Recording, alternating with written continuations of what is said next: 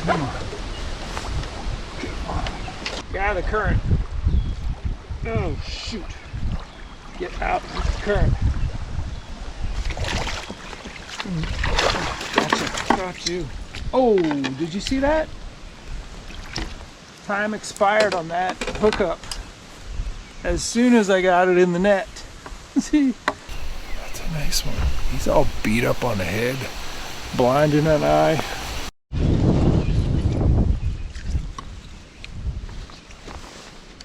This is working more and more.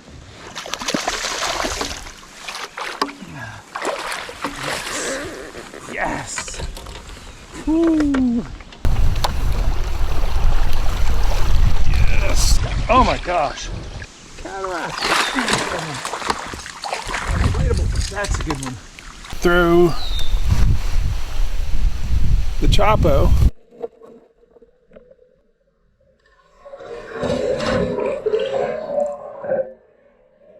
Hey folks, I'm somewhere in the middle of Michigan, and I just left Kayak Adventure Series in Whitehall. That wrapped up yesterday, and a lot of the guys that competed fished lakes. The guy that won it fished a river. Got a 22-inch smallmouth. That's pretty cool.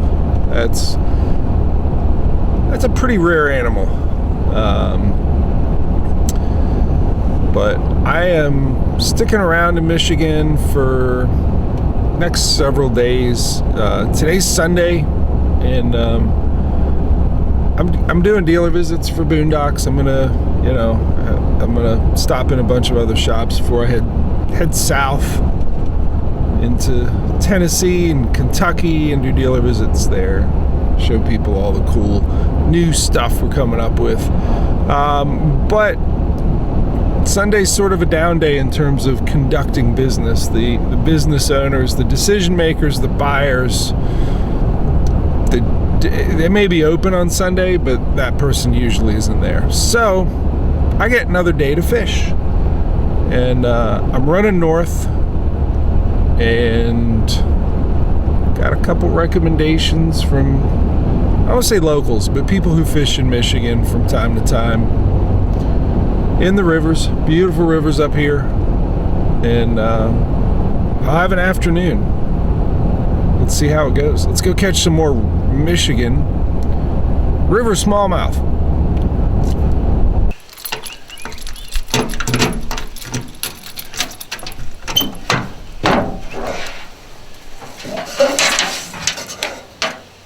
All right, getting my rod set up.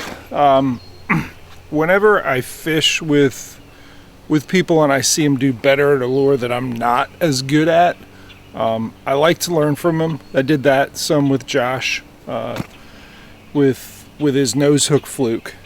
I'm gonna do some of that just as a reinforcing after I learned with him on his jet boat down on the Muskegon.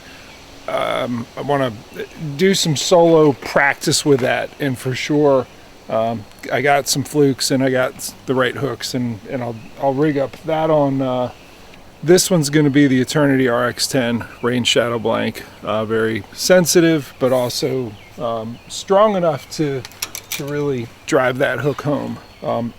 While I was at Kayak Adventure Series, I did get a box from Dark Horse Tackle.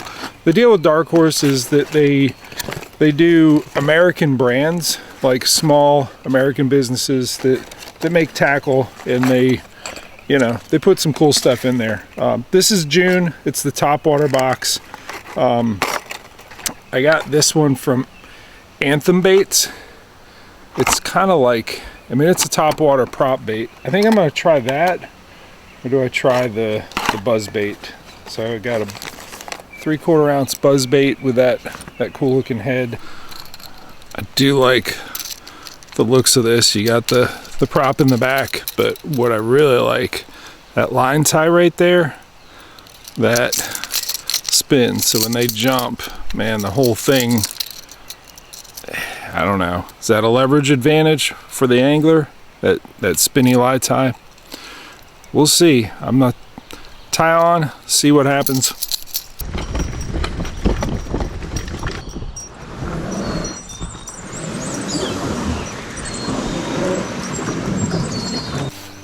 Alright, I'm not even in. I gotta just see what this thing does in the water. Pretty big hooks there. We'll see how the action of this particular bait does. I did tighten the drag some from whatever I had on before.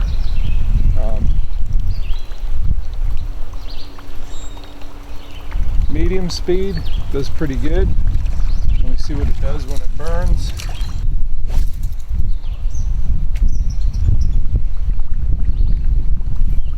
Yeah, when I burn it, I can see the white belly flashing, so it's rolling.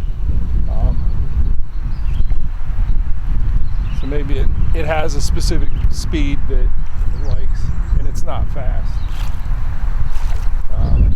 It floats a little bit nose up, but mostly flat. Just sort of nose up, just a hair.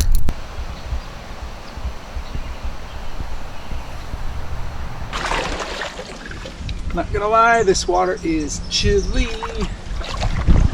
It's cold. It's it's a nice launch. I think it's really made for people that like to wade for trout. But let's see if we get some smallmouth here. I did come across a dam further up and an access near it, and I decided I'm gonna give myself, I decided I want to fish upstream. So I definitely put in a good bit below it with the idea of moving up to it. All right, let's get the fluke going.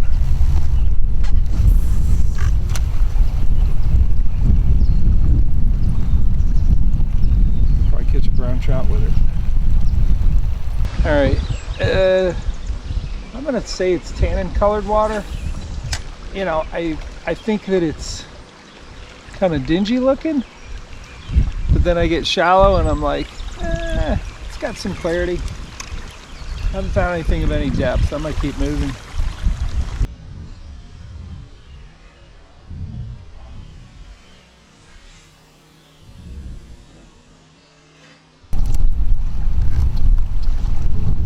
Well, it's been about 45 minutes, and either I didn't study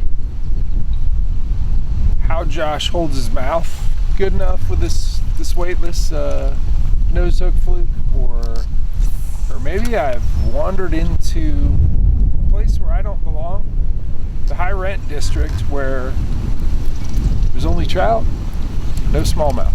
I don't know. It looks like there'd be a smallmouth, but this is really, when I say it was cold water when I got in, it took my breath away. I know the Muskegon was like a lot warmer than this.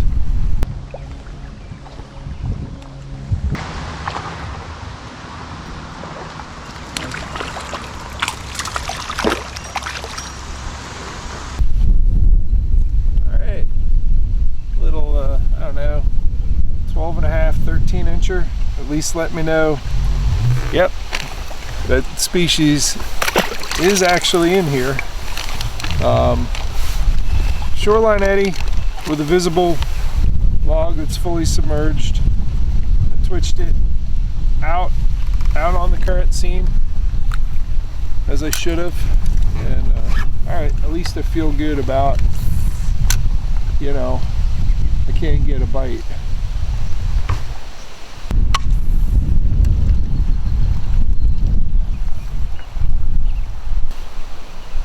There's most of the current slams through this way, and you can tell in higher water the water comes through there, but right now there's this little beginning of an oxbow, or you know, where it would cut through, and this is really calm, and if there were a bunch of smallmouth here, they would be here, and I'm not feeling it. I'll keep working this. If nothing else happens, it's time to go. Time to pull out, go to a different spot, see if the habitat looks different, the flow looks different. There's something different in this, because this has been a lot of shallow, swift, nothing. Or even the places that it's looked like it's something, there's just, I'm not poking them. Put a lot of line out. I can hear the anchor wizard complaining. Now I'm free.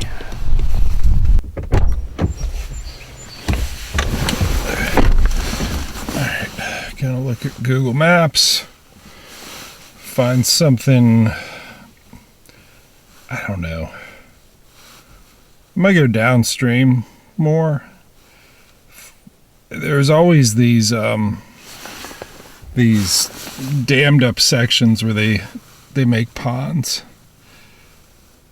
I could get right in at the top of the pond and actually fish the pond. I think I want to just fish the dam. We'll start there. You know, sometimes when you're checking out new areas, you gotta know when to say, no, get out. Your first try was not good. It's a bummer when you do it, because you're like, it costs you. The same thing as petroleum. No, we don't need that podcast on. It eats up time doing this, relocating from one spot to the next. But I think it's the right move to do right now. I've driven along the reservoir that is this river dammed up. Decent size. I'm thinking maybe, I don't know, maybe it won't be as cold below, because we've had warmer weather. Like when I got up here middle of last week, it was 85 degrees coming through Grand Rapids. It was hot. Right now, it's 58 degrees, windy, spitting rain here and there. It's not real nice out. So, preconceived notions, ideas of how you're going to catch them before you even look at the water are so dangerous, are so limiting. You know, I'm excited about the Dark Horse tackle box, and it is all top water, but I was not foreseeing water this cold and fish that inactive. But I will let you know, go ahead and take that off. I will let you know of something that happened in that last eddy that gives me faith. It was funny. I had written it off. I was like, one more cast, and I throw it in there, and out of the deepest part of it, like I said, hey, there should be, you know, if they're going to be anywhere, it's going to be here. One very large smallmouth came up and slapped at that fluke. And I'm thinking maybe there aren't a lot of them in here. There's definitely trout, but if there're not a lot of bass, there are trout. Maybe there's some trout eaters. The fish was big. I mean, I didn't get a really great look at it, but it was a smallmouth, and it was, I'm gonna say, at least 19 inches. So maybe I put the top water away. Maybe I slow down a little bit. Give him that. Does it look like a trout? We'll see.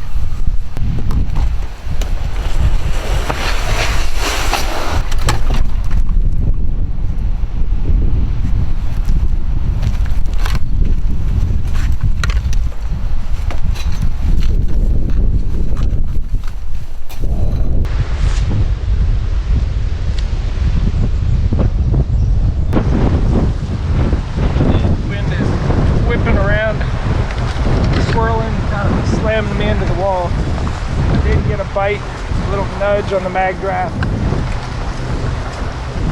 I go back in with the sense jerk shad to follow up.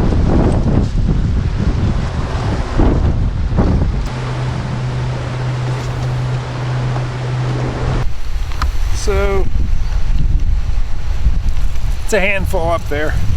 I'm gonna quickly rotate through the different baits I tied on kind of as a reset up there. One of them's a jerk bait. So we'll work this big eddy on the side, just down from the dam. All right, let's venture downstream a little bit. I got a fresh full battery, so I can run down and be able to get back up. I don't know how far I went to the other spot, but I don't know. I didn't use a ton of battery. I was out maybe 2.5 hours, but I had a second one. I just said, let me put the full one on there. So there was a older gentleman fishing on the dam. When he came in, he gave me sort of an update saying, yep, they're gonna be working on the dam, and during the day they're gonna turn it off while they work on it, and then at night they leave it full blast to let a bunch of water through. And he's like, if you're gonna do anything, you better do it during the day and get out before it's done. I said, is that happening today? He's like, no, but it's happening soon. So I'll be gone. But I asked him, he actually dropped part of his rod down. It was like a 2-piece rod and one part fell off. I went over to check on him, see is it something I can retrieve for you. Nothing in there. And he had said, no, I got it. It just, the top half came off, and he reeled it up. But I asked him, what are you fishing for? And he had like split shot and small hooks. He's like, I'm just hoping for some rock bass or bluegill. Like, how about the smallmouth? He's like, yeah, they're in here, but not like what? Not in numbers. He's like, yeah, I mean, people catch them. So I don't know. It's primarily, and he did mention trout. But rock bass and bluegill, it's right in there in the same category as your smallmouth, so it should be good.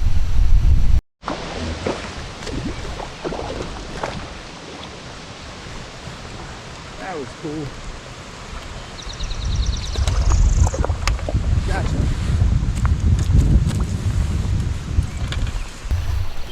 Why is it they always jump on the wrong side of the boat? Alright, saw the white disappeared and did an appropriate hook set. Got this nice, I don't know, 14.5 probably. But yeah, rotated through a bunch of different baits and came back to the nose hook fluke. And yeah, that felt good. Alright, so 2 fish on this. Here's some nice pieces of wood. Look like they got depth. I would tell you the twitching of the bait really helps you confirm. Yeah, is that what I'm looking at? Is that my bait? Yes, it is.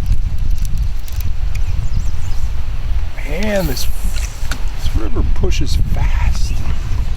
All right, so I just felt this water for the first time. It's much warmer than it was above. So, the lake might have that warming effect that I can fish this maybe a little bit quicker.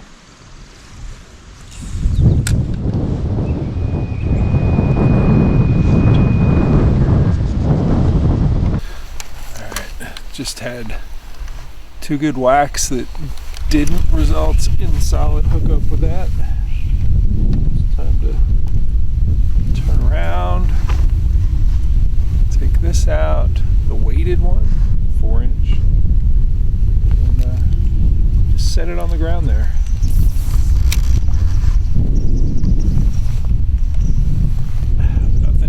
Nothing happened on the follow-up bait. It's a very tentative, non-committal bite. I think it's because we went from 85 degrees to, I mean, I bet you it's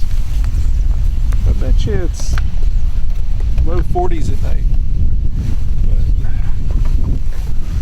I'll mess around with mag draft some more.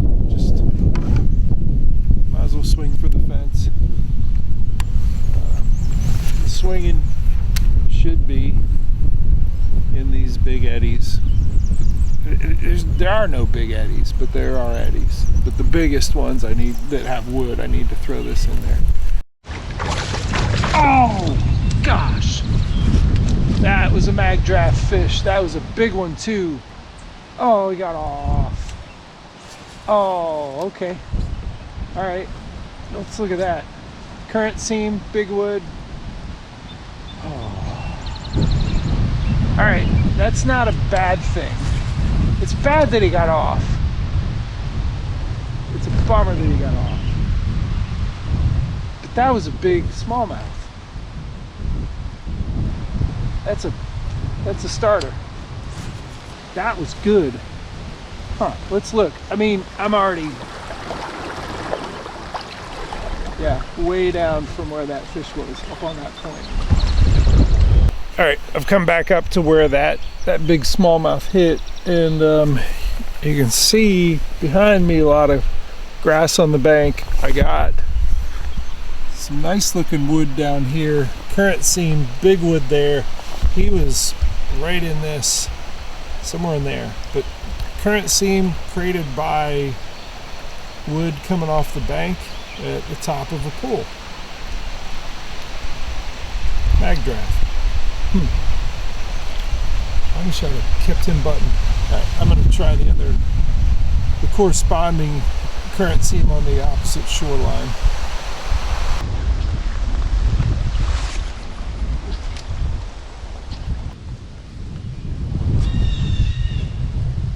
It's crazy. I gotta stay way out here because the wind keeps slamming me into the bank I'm trying to fish, almost always. Oh God, that was the biggest freaking, oh, that was a huge smallmouth that T-boned it. Oh, I could see it. They just come up and they mouth it. God, there's a lot of current. Yeah, they're trout eaters. They absolutely eat trout. I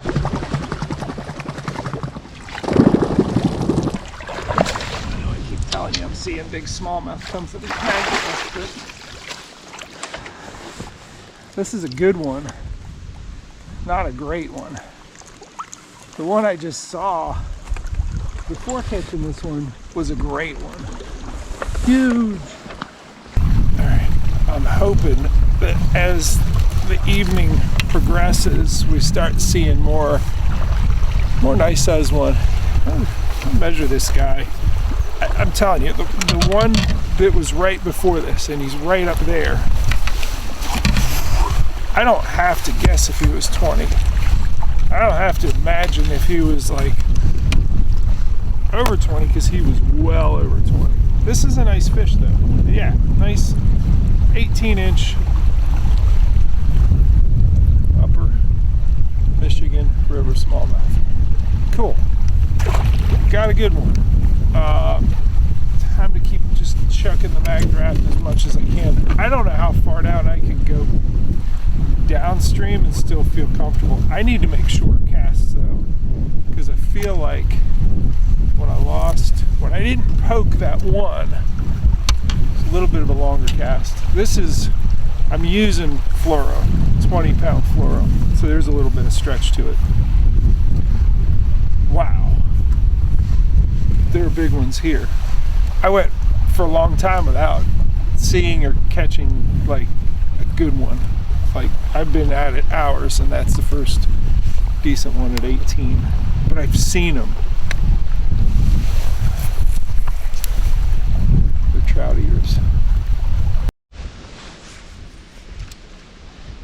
So much like the nose hook fluke, it helps that it's white, because you gotta watch it, because they'll come up and T-bone it, but they'll stop right on it and put it in their mouth completely. And that really big one that I had come up and do it, I didn't feel him. Like, he came rocketing up and stopped precisely on it, and just, it was all visual. The white was gone. The entire mag draft was gone, and I could see it abruptly poop. And I didn't feel it. I did not feel the bite. It's like they can stop on a dime and just get it in their mouth. So I've been using the scented jerk shad with that grip pin hook as my follow-up bait. It hasn't worked yet. Like, they haven't even come out to sniff it after they smack the mag draft. Look at that sun. That is the first we've seen any sun today. But I'm thinking, you know, maybe not the jackhammer, because this is really, it actually is very clear water. So I'll use the stealth blade. Like, I'm just gonna throw the stealth blade with that 7-inch scented jerk shad and just see what that does for a little while.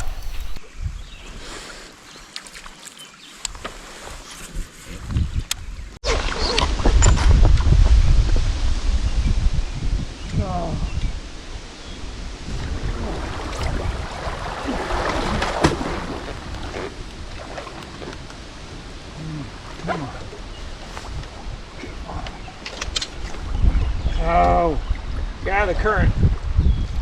Oh, shoot. Get out of the current.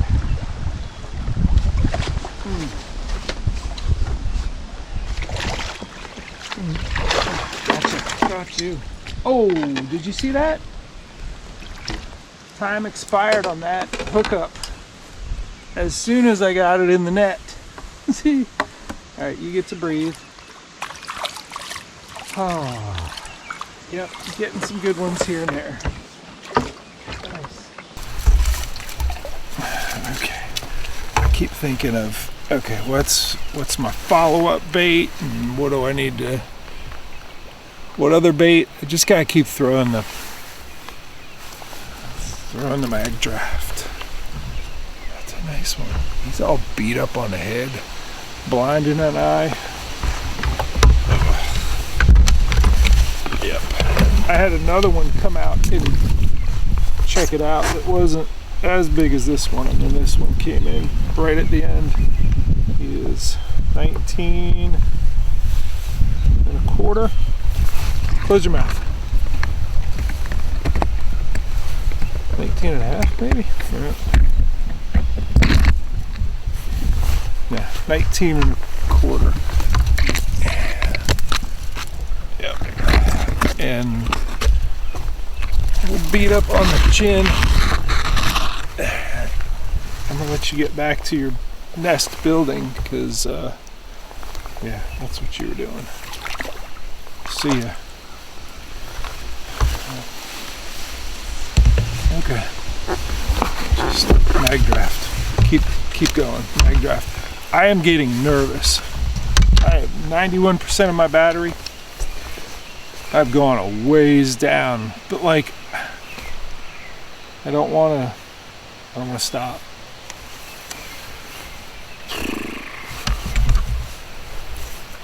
What do? Like, it's a lot of current here, and if they release off the dam, I'm going to be walking up some rural route in Michigan here in the dark.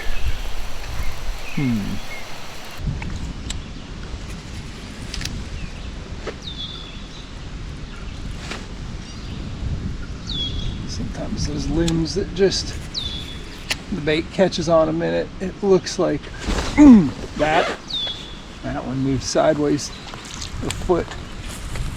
All right, I moved a big fish, actually 2 big fish on this bank. I'm not putting the mag draft back on, but I am going to go back in a second time with the nose hooked fluke. See if that gets anything done. That I think a second presentation with the mag draft would not be as effective.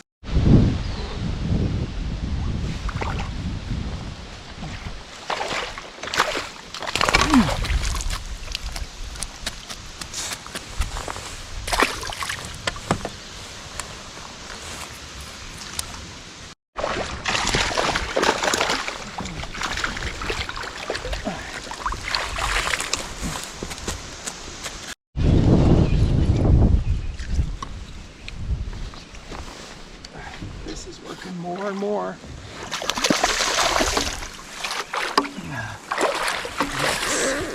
Yes. Woo. Okay.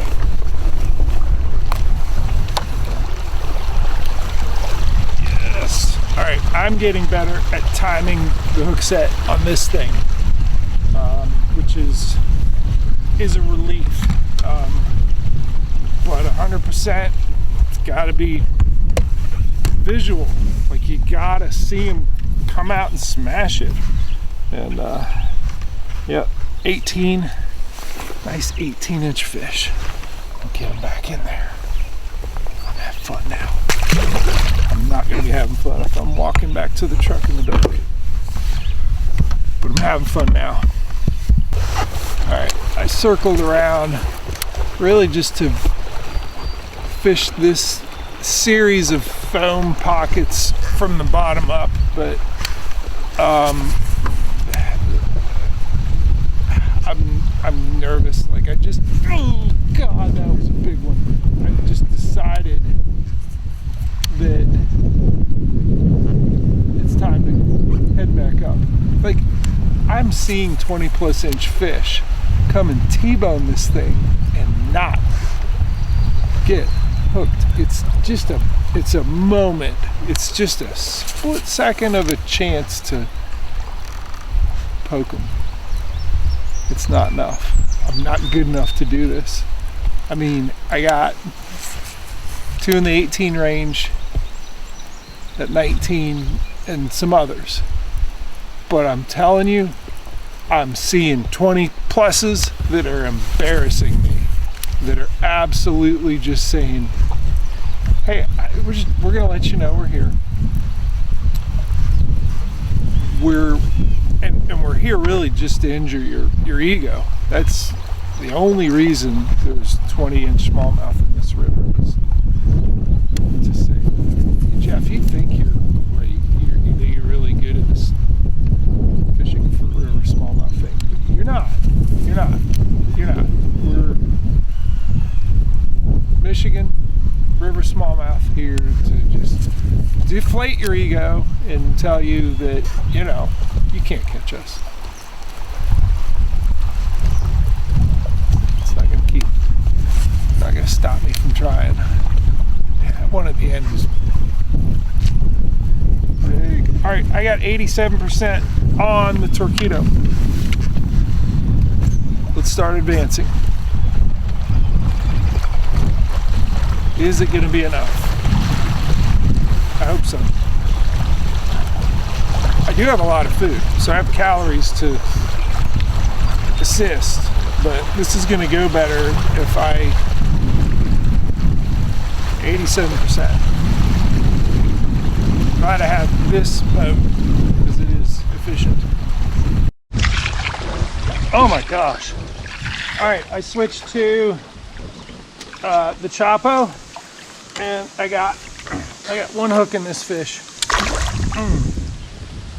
Put it right on the bank. Moved it a foot, and this guy is hitting the bottom of my cataract. Inflatable. That's a good one.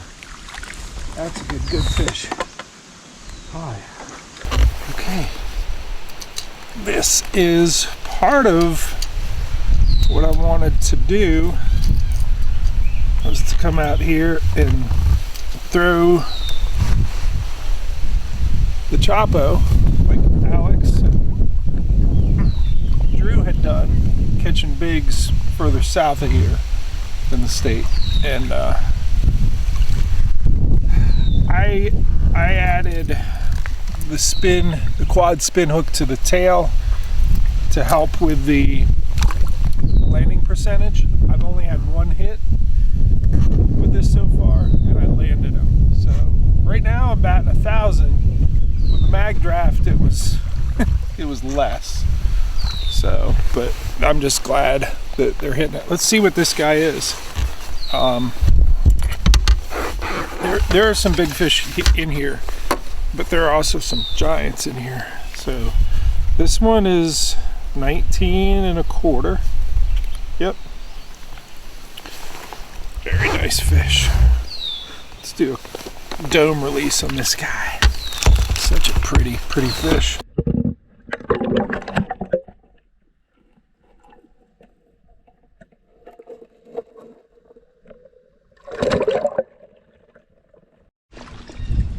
So I feel like, there, I just got it off. I feel like it's important to get the Chapo into the tight places, get it close to solid objects like logs in the bank and rocks if they're rocks, because it gives them, at least makes the fish feel like, hey, I can pin it against whatever object it is, I'm more likely to catch it. Whereas if it's completely open water, maybe they don't think their odds are as good. I like getting it close to stuff, and that first one was very close to the bank, so that fish probably felt it could take whatever this was and herd it back to the bank, even if it didn't get it in its mouth. I gotta get another one of these. The Judge, you know, this is the one I use for the center jerk shad, but like, oh, GoPro, start recording. But it fights these treble hook fish really well. It's got that moderate action, and man, I guess they're liking the Chapo this evening. Another really nice fish. All right, get the net away from it. There we go. Yeah, another big fish. Oh, look at that. Okay. Well, yeah, the Judge blank is special, and I have it in the bait caster. That was the first one I built per Jameson Redding's recommendation. Yeah, he's 18 3/4. Yep. Yeah, I'm over 90 inches for sure. The Judge, I don't know. It's a medium heavy, right? And it just has good bend, but it also absolutely moves them. It just moves them. Like, the bend is throughout, you know, the whole blank, but you have that power. You know, it's not like it's a noodle rod. It's a rod that moves them, but it's the rod that isn't so stiff that you lose them. So, all right. Oh, there's one. Okay, I guess the Chapo bite is on. How exciting. So I'll go back to where I started. Midday, colder water. I didn't have these pockets on the side where really what I'd say smallmouth water, like there's current seam on it, but like they have a place to hang out that isn't screaming fast. Didn't have the big piles of log jams and stuff. It was just shallow, swift, like it's trout water. And I hesitated to make the change. I was like, man, I'm already in this water. Maybe I just gotta grind where I'm at. But something said, no, you gotta move. You gotta see some other spots. It's worth it, you know.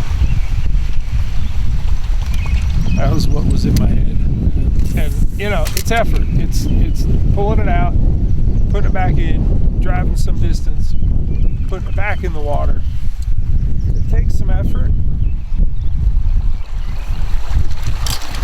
It's worth it. A lot of move. Warmer water. Better habitat for smallmouth. Very cool. So I like that I've got another bait that's working that isn't the same bait that worked on the way down. Having something that gives them a second look when you've already worked the water is good. And this is very different than the mag draft, so I'm happy. All right, I'm loose and drag on this.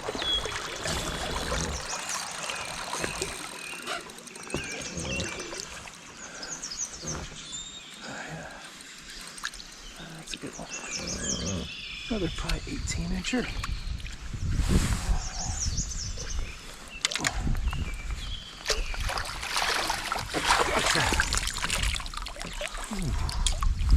Fun times in Michigan.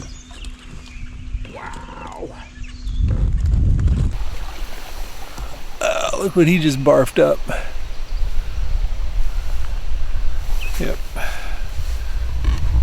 You know, I think they get that orange on them when it hits their stomach acid. I don't think that one was necessarily orange, you know, when he ate it. Maybe he was, but the way the carapace was, it seemed like it was partially digested. You know, this fish's stomach acid, I think, is working on it. But yeah,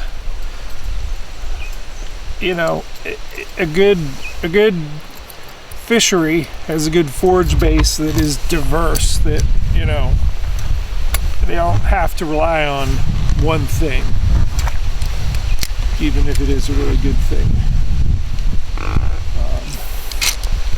Susquehanna's a great example of that. They got mad toms and hellgrammites and darters, and the craw base is amazing. But they got everything. And if one forage base isn't seasonally as strong, there's three others that are. You know, if one isn't readily available, easy to find, there's other ones that will be. So this has some heft to it. It is, especially, you know, with a moderate action rod, you have the ability to launch it way out there. And I'm going to tell you, I think it's a mistake. I don't think I can get a good hook set at this distance. I feel like the closer you are, when they hit it and you just reel into them, the better off you are as far as, you know, the ability to get it out of that tree. Gather. Alright. But yeah, I think too much line out is a detriment to your ability to get a good set of hooks in these fish. That's a good one.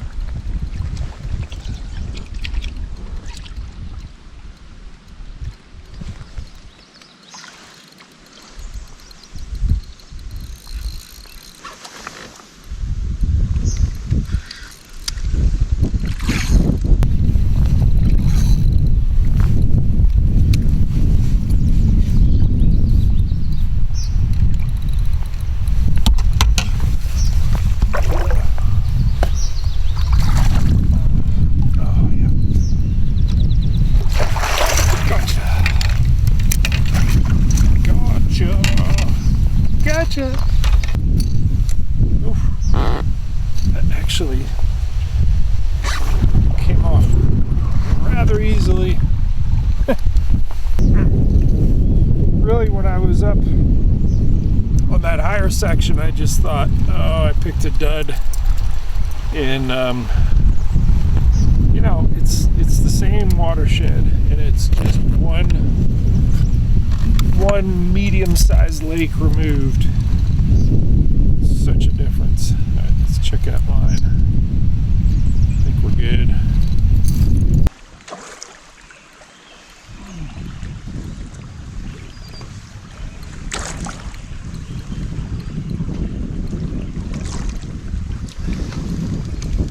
One hook in them, and it's the spinny hook. So I feel better about my chances of landing. I'm so tempting fate, but yeah. Ooh, only, yeah. It was one of the 4 in the quad. It's in him, and he actually bents it out a little bit, but another nice fish.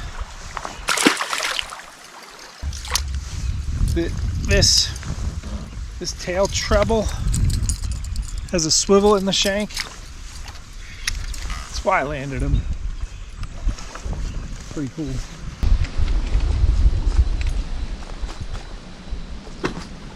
Bound to happen. Yep, sometimes it's bound to happen in a epic sort of way. There we go.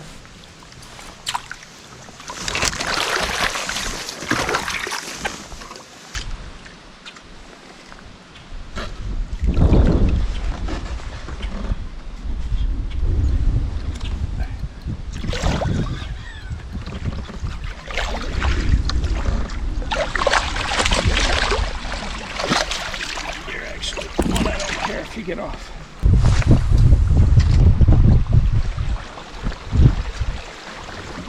Oh, missed it.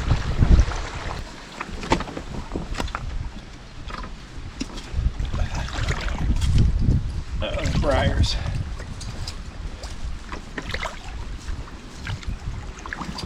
Yeah.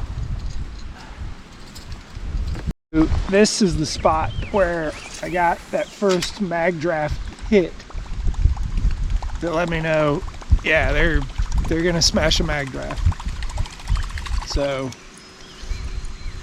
everything from here up, I think, is kind of, I'm gonna say unmolested, because I didn't catch anything. From this point down, yeah, I was at least getting them to come out and you know, blow kisses at my mag draft. If not, get hooked by it. There weren't many that got hooked by it. So, freshwater from here up. I checked, and I'm at 68%, and I've actually gone more than halfway back up. So, I will not worry about, do I have enough power to get back up? There are a couple really swift shoots that I can, you know, I know at this point I can get back up and use the full throttle. So, unless they do a dam release, then I'm sort of in trouble.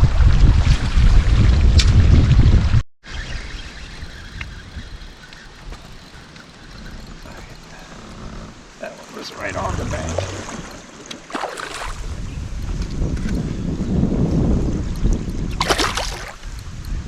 I mean, I didn't get 2 turns of the crank.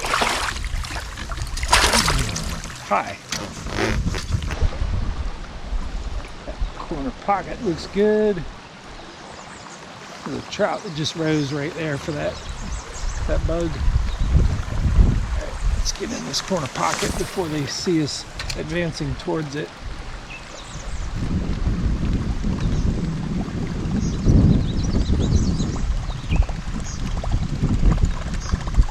Let's talk about when they get out there, they're like that.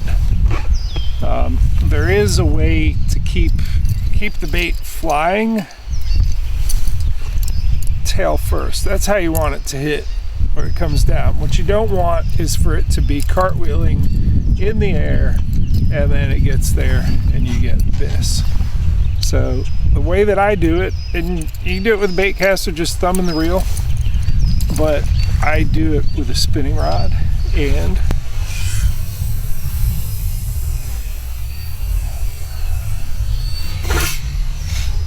I just slow it down a little bit with my hand. I just feather that line as it's coming off. You know, I put it right in this area and I just squeezed it a little bit. And what that does is it applies the brakes. And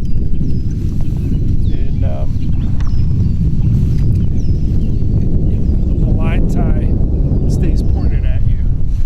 And the rest of it moves forward or stays forward.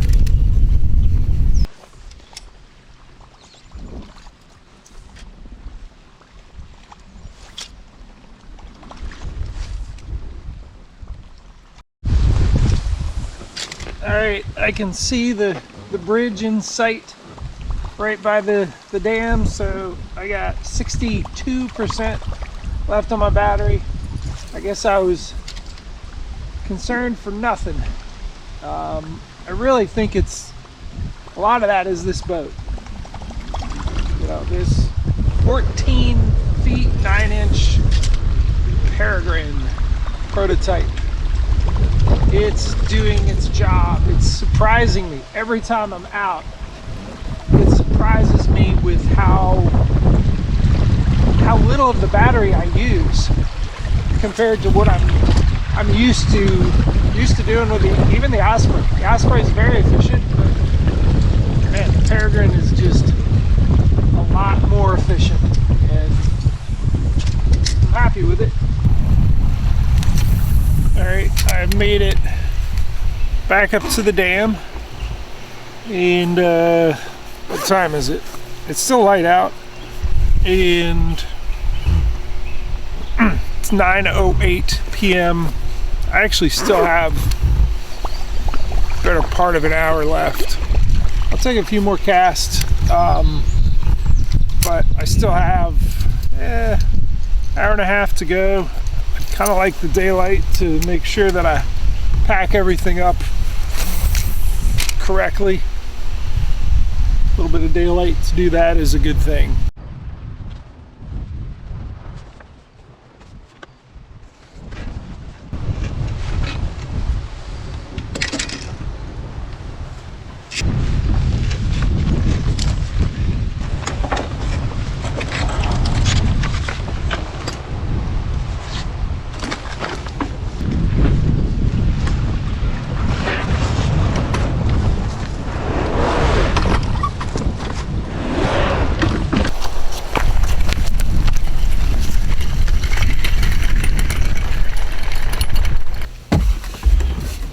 Okay, it's almost 10. Is it almost 10? Yeah, 9:57. Had just enough time for the daylight that I needed to get everything packed up. Kind of a raw day, really quite cold and windy and brisk and rained, but caught them, and it was thanks to deciding, you know, having that internal time clock of like, hey, this isn't it, change something. I really didn't foresee the change being that big, just being upstream from that reservoir and down, but the water temperature, because I think it got cold here. Like it was 85 degrees 5 days ago. Good bit south of here, but you know what I mean.